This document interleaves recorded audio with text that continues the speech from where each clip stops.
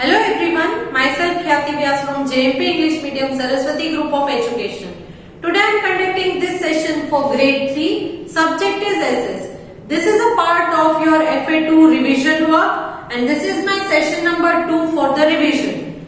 So as we discussed, your course for the FA2 exam is semester 1 में से chapter number 8, semester 2 में से chapter 1, 2 and 3. तो all together 4 chapters पूछे जाएंगे. And in today's session we will have a subjective type of revision. Subjective type of revision का मतलब है question answers. तो आपको इन चारों चैप्टर में जो भी क्वेश्चन आंसर्स दिए गए हैं उनको एक बार फिर से रिवाइज करेंगे. जहां जरूरत पड़ेगी वहां पर एक्सप्लेनेशन भी दिया जाएगा. सो आई होप कि आप इसे केयरफुली वीडियो को देखोगे. तो सबसे पहले मैं आपको ये बता दूं कि इन क्वेश्चंस में जो बड़े क्वेश्चंस है शायद उनका मैंने कट शॉर्ट करके भी पूछा है, तो उनको भी लर्न करना जरूरी है. क्लियर? सब्जेक्टिव पेपर में लास्ट मेन क्वेश्चन है डू एज डायरेक्टेड. तो इस डू एज डायरेक्टेड में जो है वहां पर मैं किसी भी टाइप का क्वेश्चन पूछ सकती हूँ. मैप वर्क, डायग्राम, फिर क्रॉसवर्ड पजल, देन आपको वर्ड ग्रिड देके उसमें से कुछ लेटर्स जो हैं या कुछ ऐसा आइडेंटिफाई ढूंढने के लिए भी दे सकती हूँ. क्लियर? तो आप इन सारी चीजों को प्रिपेयर करके रखिएगा ताकि मैं अगर एग्जाम में पूछती हूँ तो आप आंसर कर सको. क्लियर? फिर यहाँ पर जो मैंने आपको ऑलरेडी वर्कशीट्स प्रोवाइड की हैं, जब इस चैप्टर का हमने स्टार्ट किया था एक्सप्लेनेशन, तो हर एक्सप्लेनेशन के सेशन के साथ जो आपको वर्कशीट मिली है तो उस वर्कशीट में से भी मैंने कुछ इंक्लूड किए हैं कुछ parts.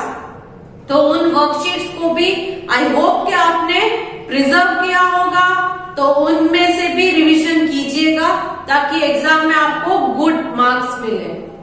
So let us start with the subjective type of revision, starting from chapter number 8, that is from semester 1. Semester 1 chapter 8 was aging. तो इसमें क्वेश्चन आंसर का जो पार्ट है उसे रिवाइज कर लेते हैं एक बार. Answer the following questions. A. What are the main sources that tell us about the Egyptian civilization? Egyptian civilization के बारे में हमें कहां से जानकारी मिलती है? The main sources that tell us about the Egyptian civilization are the remains of the buildings, मतलब के बिल्डिंग्स जो पुराने हैं उनके जो अभी टूटे फूटे हुए कुछ रिमेन्स है वो, objects use by the people, जो वो पुराने लोग यूज करते थे ऐसी कुछ चीजें मिली है, and written records they left behind, और कुछ रिटन रिकॉर्ड्स जो उन्होंने पीछे हमारे लिए छोड़े, तो उन रिटन रिकॉर्ड्स में से भी हमें इंफॉर्मेशन मिलती है. Next, B. Name the different groups of people in Egyptian society. Egyptian society में अलग अलग प्रोफेशन के, अलग अलग ऑक्यूपेशन के लोग रहते थे, तो कौन कौन से थे ये पूछा है.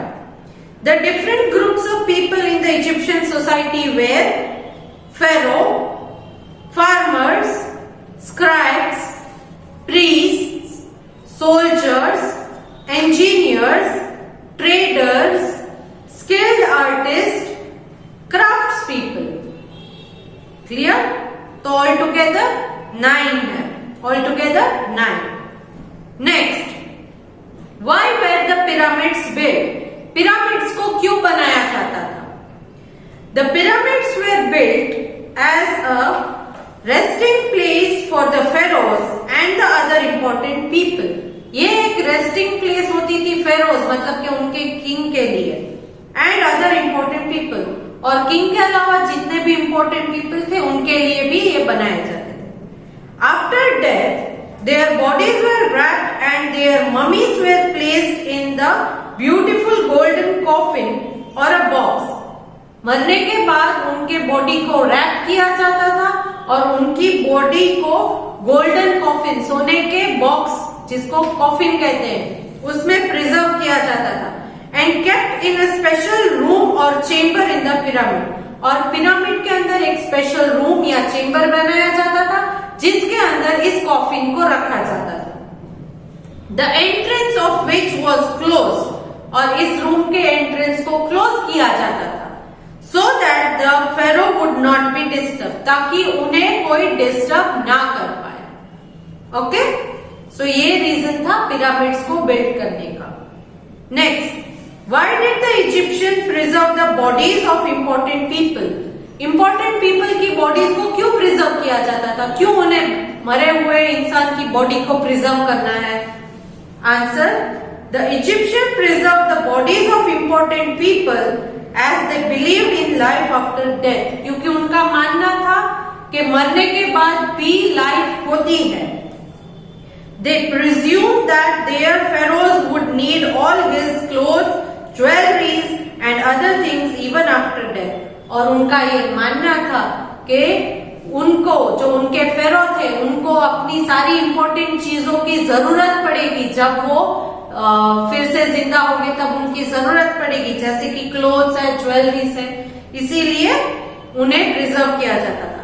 Hence his body along with his belonging way preserved in the pyramid, इसीलिए उनकी बॉडी के साथ उस पिरामिड में उनकी सारी चीजों को भी रखा जाता था।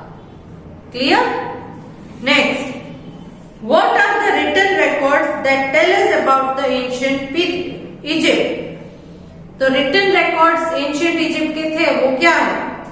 The written record tell us about ancient Egypt are the ones left behind by the people of ancient Egypt. ये रिटन रिकॉर्ड्स का मतलब ये है कि एंशिएंट पीपल, जो पुराने जमाने के इजिप्ट के लोग थे, उन्होंने कुछ रिटन रिकॉर्ड बनाए थे। And those that were maintained by scribes, और जो स्क्राइब्स रिकॉर्ड्स लिख कर रखते थे ना, ये भी प्रिजर्व किए हुए हैं, बचाए हुए हैं, खराब नहीं हुए, तो इन्हें हम रिटन रिकॉर्ड्स कहते हैं। Next, are rivers important to people even today? How? क्या आज के जमाने में भी लोगों के लिए रिवर्स इंपॉर्टेंट है? अगर है तो क्यों है? Answer, yes, rivers are important to people even today, as rivers provide water and can be used for travel. Yes, rivers important है क्योंकि rivers में से हमें water मिलता है, जो water हम लोग अपनी daily needs जैसे कि कुकिंग, बाथिंग, ड्रिंकिंग, इन सारी डेली नीड्स में यूज करते हैं, प्लस ट्रैवल के लिए। ट्रैवल का मतलब क्या है? आप बोट में, शिप में बैठ के एक जगह से दूसरी जगह जाने के लिए भी रिवर्स काम आती है। Clear? Okay, now next move on to the semester 2 chapter number 1 Harappa. Semester 2 का चैप्टर नंबर 1 हड़प्पा है। इसके क्वेश्चन आंसर एक बार फिर से रिवाइज कर लेते हैं। Answer the following questions. A, what are the main sources that tell us about the Harappan civilization? पहले के चैप्टर में इजिप्शियन सिविलाइजेशन था, अब हड़प्पन सिविलाइजेशन। तो हड़प्पन सिविलाइजेशन के बारे में हमें कहां से इंफॉर्मेशन मिलती है? The main sources that tell us about the Harappan civilization are old bricks, मतलब के पुराने ईंट, remains of buildings and houses, jewellery, पुरानी jewellery, piece of pottery and seal. Piece of pottery मतलब वो जो पॉट्स बनाते थे, वो पुराने जमाने के पॉट्स, एंड सील, सील मतलब स्टैम्प्स। तो उन सब से उनके बारे में, हड़प्पन सिविलाइजेशन के बारे में इंफॉर्मेशन मिलती है। Next, name the main cities of the Harappan civilization. Harappan civilization की मेन सिटीज के नाम लिखने हैं। Some of the main cities of the Harappan civilization were Mohenjo-daro, Harappa, Lothal, Kalibagan, Dholavira and Ropar. Clear? Next, what is the most remarkable thing about the Harappan cities? Harappan cities की सबसे यादगार चीज कौन सी है जो हमें एकदम याद रह जाती है? The most remarkable thing about the Harappan cities is that they were very well planned, क्योंकि वो बहुत ही well planned cities हुआ करती थी. The houses and the buildings were made of mud and clay bricks. House जो है वो mud and clay bricks से बने हुए थे. धूल और clay की bricks, ईंट से बने हुए होते थे. They had been baked or heated in an oven or in a kiln. Oven में पहले इन ब्रिक्स को बेक किया जाता था या गरम किया जाता था ताकि वो पक्की ईंट बन जाए. The roads and houses were well planned. उनके रोड्स, उनके हाउसेस ये बहुत ही वेल प्लान हुआ करती थी. Okay, next, right about the Harappan society. Harappan society के बारे में कुछ लिखना है. Answer, the Harappan society and farmers. The Harappan society had farmers. Society में कौन कौन रहते थे? Farmers, traders. फार्मर्स मतलब जो खेती करते हैं, ट्रेडर्स मतलब जो बिजनेस करते हैं, आर्टिजन्स मतलब handicraft banana, and craft people, builders and officials. Builders मतलब जो बिल्डिंग्स बनाते हैं, एंड ऑफिशियल्स मतलब राजा महाराजा के जमाने में जो उनके मिनिस्टर्स होते थे उन्हें ऑफिशियल्स कहा जाता है. Who probably looked after the cities. और ये ऑफिशियल्स काम करते थे, क्या काम करते थे? ये सिटी की देखभाल करने का काम करते थे. The farmers grew many crops such as wheat, barley and peas.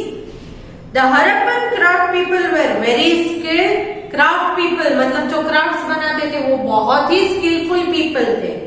They used a type of clay called terracotta to make interesting objects such as jewelry, toys and utensils. इन सारी चीजों को वो बनाते थे टेराकोटा से. टेराकोटा एक clay है. Apart from clay they also use metal. सिर्फ क्ले नहीं बट कुछ मेटल्स का भी यूज किया जाता था. Okay, next, how did the civilization come to an end. तो ये हरप्पन सिविलाइजेशन का एंड कैसे हुआ? The Harappan civilization could have come to an end because of some disease. हमें एग्जैक्ट नहीं पता इसीलिए बोल रहे हैं. बिकॉज मे हैव कम मतलब मे हैव कम या कुड हैव कम पता नहीं है. Could have come to end because of some disease. शायद कोई बीमारी हुई होगी. और अटैक बाय एनिमीज.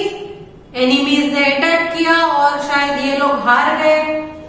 और फ्लड और earthquake could also have been a reason. या पूर आया होगा, अर्थक्वेक यानी भूकंप आया होगा, तो ये भी रीजन हो सकते हैं. एग्जैक्ट रीजन पता नहीं है. Now let's move on to the next chapter, chapter number 2, question answers. Why are we able to grow different types of crops in our country? हमारी कंट्री में अलग अलग टाइप्स के क्रॉप्स कैसे हम ग्रो कर पाते हैं? Answer is, we are able to grow different types of crops in our country due to the variation in climate and in different areas and the different kinds of soil in our country has. Climate अलग है, soil अलग है and variations बहुत सारे हैं हमारी country में. Area में भी तो उनकी लैंड की क्वालिटी में भी, इसीलिए क्रॉप्स भी अलग अलग ग्रो होते हैं. Next, what are some of the popular dishes in the northern and southern states of India. Northern and southern state of India में पॉपुलर डिशेस के नाम बताने हैं. पहले नॉर्दर्न के ले लेते हैं फिर सदर्न के. The popular dishes in north India are. North India में कौन कौन सी डिशेस पॉपुलर है, खाने की चीजें कौन सी पॉपुलर है? मकई की रोटी, सरसों का साग and gajar ka halwa. In southern states idli, dosa, sambar, appam, stew, rasam and payasam are popular. ये सारी चीजें पॉपुलर है. Next, what are some of the spices that are used in our food? हमारे फूड में जो स्पाइसेस मसाले ऐड करते हैं ये कौन कौन से मसाले हैं? Answer, Some of the spices used in our food are turmeric, ginger, garlic, coriander, cardamom, cumin seeds, cloves, chilies, fenugreek and nutmeg. तो ये सारे मसाले हम ऐड करते हैं. Next, what are the factors on which our choice of clothes depend? हम किस factors के बेसिस पर जो हमें कपड़े पहनने वो डिसाइड करते हैं? Answer is the choice of clothes we wear depend on climate, season and occasion. Climate कौन सा है, सीजन कौन सी है और किस ओकेजन पे आप जा रहे हो. बर्थडे में जाना है, शादी में जाना है, depending on that occasion also. Next, name the clothes that are commonly worn all over India. All over India में कौन कौन से कपड़े पहने जाते हैं? Answer, dresses that are common all over India are sari, salwar kameez, trousers and shirt. Clear? Next, Rani is going to Darjeeling during the winter holidays. What clothes would she take with her?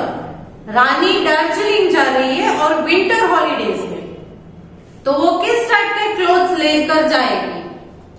Answer is, Rani should carry woollen clothing such as shawl, pullovers, sweaters and scarfs with her to Darjeeling since Darjeeling is a hill station.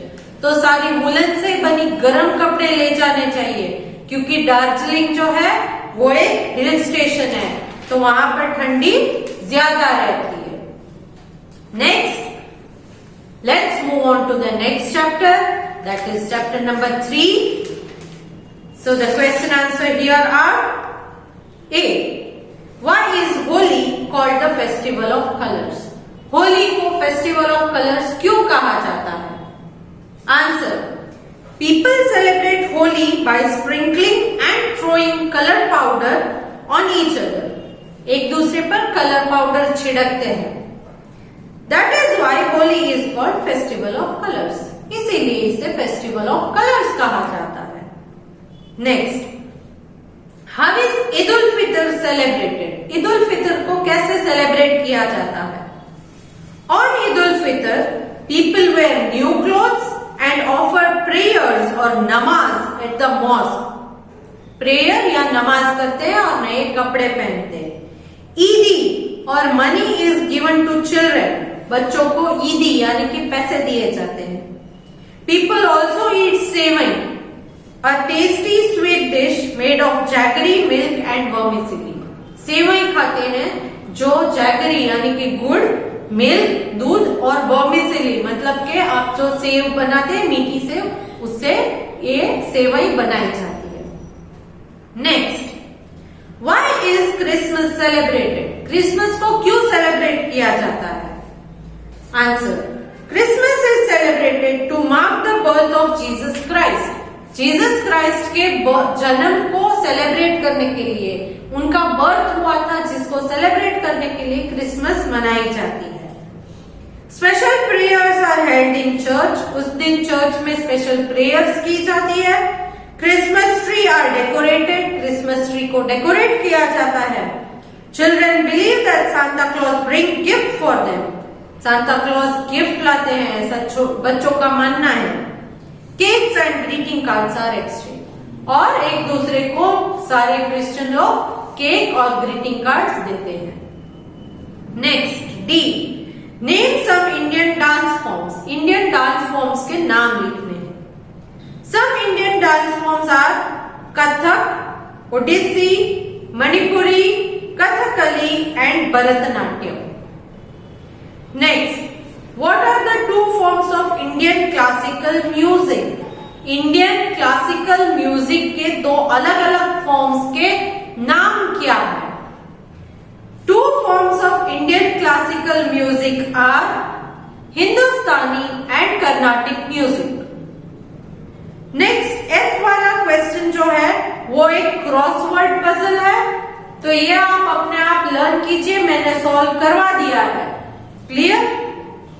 तो इस तरह के crossword puzzle भी पूछ सकती हूँ, या तो वर्ड ग्रिड मतलब कि पूरा एक बॉक्स जिसमें छोटे छोटे सेल्स है, तो उनमें आपको वर्ड्स को ढूंढने हैं और उन्हें सर्कल करने हैं। इस टाइप का क्वेश्चन भी मैं पूछ सकती हूँ एग्जाम में। क्लियर? तो I hope you enjoy this session and you also had a great journey for revision session. Revision session यहाँ पर हम खत्म करते हैं। तो all the best for your exam, score good marks, bye.